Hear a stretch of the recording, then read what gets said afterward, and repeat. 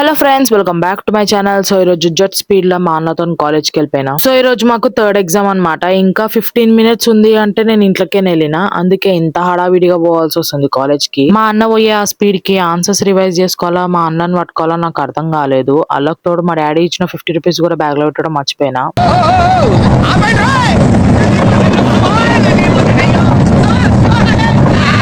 ఇక కాలేజ్కి వచ్చి ఎగ్జామ్ రాసేసి ఇక వెన్నెలను కలిసిన. చూసినారా చిన్న పిల్ల లెక్క సిప్పర్ లో వాటర్ ఎట్లా తాగుతుందో.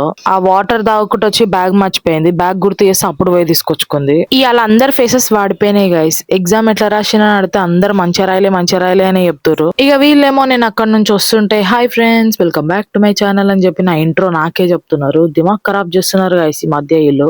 ఇక నేను వీడియో ఆన్ చేసేసరికి సైలెంట్ అయిపోయినారు. ఇక ఇట్లుంటది వీళ్ళతోని. నా ముఖం చూస్తేనే అర్థమవుతుంది అనుకుంటా నా హెల్త్ ఇంకా సెట్ కాలేదు గైస్. సో ఈ రోజు ఎగ్జామ్ అయితే అంత మంచిగా రాయలేదు గైస్.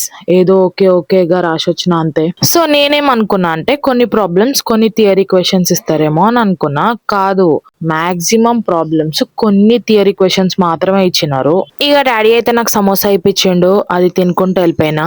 చూసినారా, నేను ఎగ్జామ్ మంచిగా రాయాలి అనే బాధ లేకుండా మంచిగా సమోసా తినుకుంటూ కూర్చున్నా. ఎగ్జామ్ మంచిగా రాయాలి అనే బాధ లేదు గానీ సమోసా గరం గరం ఉంది, ఇప్పుడు ఇది చల్లగా అయ్యే వారికి ఆగాల ఏంది అని చెప్పి ఆ థాట్లే ఎక్కువనే నాకు. Okay boy friends, please like, share, comment and subscribe.